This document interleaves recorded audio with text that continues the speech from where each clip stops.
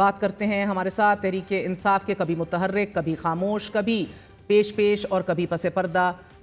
رکن موجود ہیں مروت صاحب بہت بہت شکریہ ساتھ دینے کا۔ سر، ویسے تو واحد آواز جو اندرونی اصلاح کی بات کرتی ہے، حکمت عملی پہ نظر ثانی کرنے کی بات کرتی ہے، شاید آپ کی ہے، لیکن آپ کی جماعت کو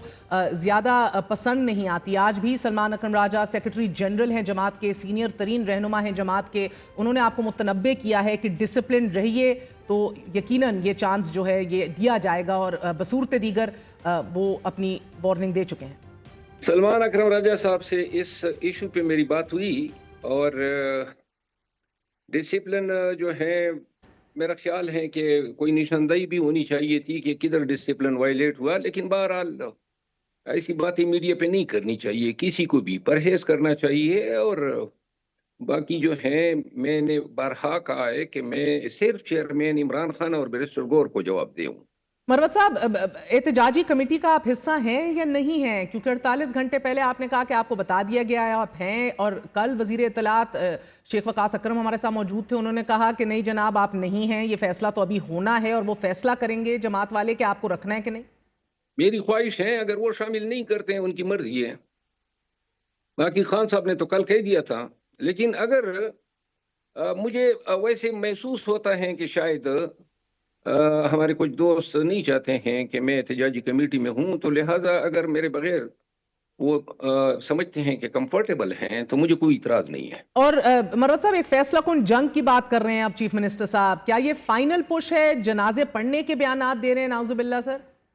احتجاج تو فیصلہ کن ہی ہونا چاہیے۔ گنڈاپور صاحب کی اس بیان کی تو میں تائید کرتا ہوں، میری ابھی ان سے کوئی 10 منٹ قبل بات ہوئی اور اسی احتجاج کے حوالے سے بات ہوئی۔ گنڈاپور صاحب، بیرسٹر گور، علی محمد خان اور چند اور ساتھی ہیں جو میرے سے کچھ نہ کچھ معاملات پہ بات کر ہی لیتے ہیں۔ باقی جو ہے 99% جو ہمارے دوست ہیں، کوئی نہ کوئی ہمارے مسئلے پیدا ہو جاتے ہیں اور مجھے سمجھ ہی نہیں آتی ہے۔ بیرسٹر سلمان اکرم راجہ صاحب کی آمد کا میں نے خیر مقدم کیا، کل خان صاحب کے سامنے ان کو حمایت کا یقین دلایا، اور کبھی ان کے خلاف کوئی بات نہیں کی تھی، تو لہٰذا ایسے بیانات آ کے میری حوصلہ شکنی کا باعث بنتے ہیں، اور ورکرز میں بھی تشویش پائی جاتی ہے کہ یہ ان کے سینئرز کو کیا ہو گیا ہے۔ لیکن بہرحال خان صاحب نے چونکہ ممانعت کی ہے کہ پارٹی کے اندرونی اختلافات جو ہیں وہ میڈیا سے ہم سامنے نہ لائیں، اور دوسری بات یہ ہے کہ آج سلمان اکرم راجہ صاحب سے میری بات ہوئی اور میرا خیال ہے کہ ہم نے اس کو سارٹ آؤٹ کر دیا، اور مزید جہاں تک احتجاج کا تعلق ہے، احتجاج جو ہے حتمی ہونا چاہیے، کیونکہ یہ جو پہلے احتجاج ہوئے وہ بے نتیجہ رہے، اور خان کی رہائی جو ہے وہ بغیر احتجاج کے ممکن نہیں ہے۔ احتجاج جو ہے کس طرح ہونا چاہیے، اسی حوالے سے چونکہ میں احتجاج کرتا آیا ہوں تو ایک تجربہ تھا، اور میں اپنی خدمات والنٹیرلی پیش کر رہا تھا خان صاحب کو۔ اس میں کریڈٹ کی بات جو آپ نے کی ہے، یہی بات خان صاحب نے مجھے کہی تھی کہ پارٹی کے زعماء کہتے ہیں کہ کریڈٹ یہ لے جاتا ہے۔ اب کریڈٹ جو ہے کوئی اٹھنی تو ہے نہیں کہ میں جیب میں ڈال کے بھاگ جاتا ہوں۔ کریڈٹ جو ہے وہ کام کرنے پہ، مار کھانے پہ، قربانیاں دینے پہ جو ہیں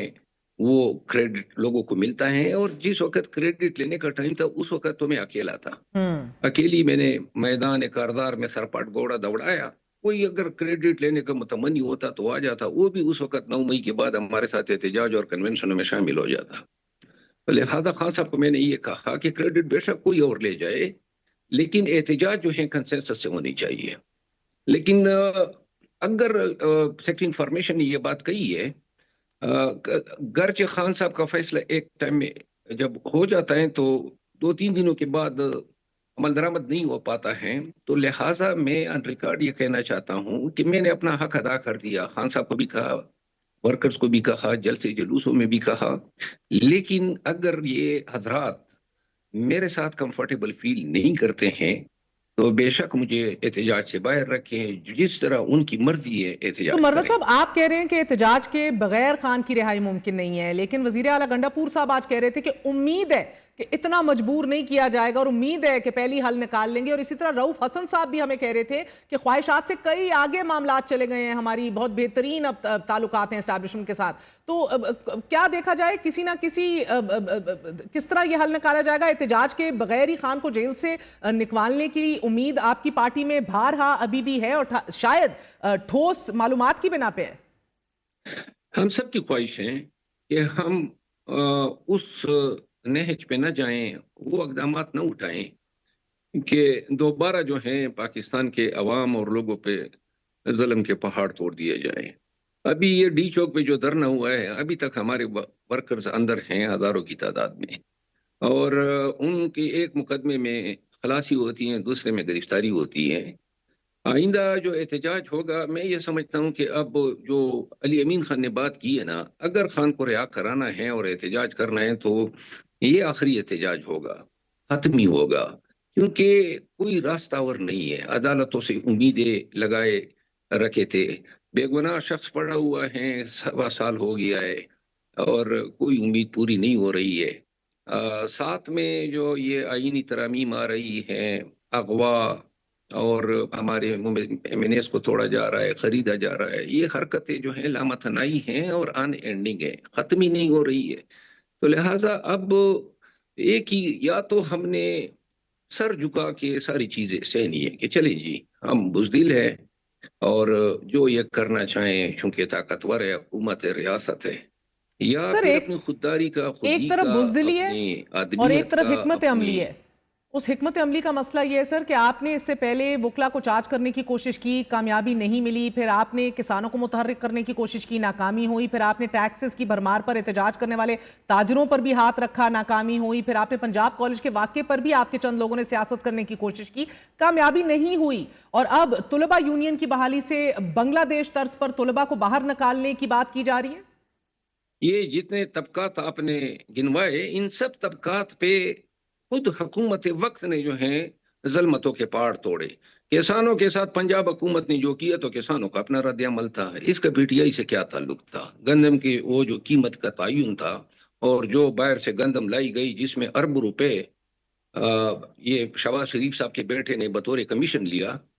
وہ اس میں ہمارا کیا کردار تھا؟ پھر جو ہے ٹریڈر پہ جو ٹیکس لاگو ہوئے ہیں, ایف بی آر کا فیصلہ ہے اور ٹریڈر ایک طبقہ ہے. ہم ہر مظلوم کے ساتھ اپوزیشن کے پارٹی کی حیثیت سے ہمارا کھڑا ہونا بنتا ہے, تو لہٰذا ہم نے ان کو اکسایا نہیں ہے, وہ خود آگے نکلے, ہم نے ان کے لیے آواز اٹھائی ہے. طلباء جو ہیں وہ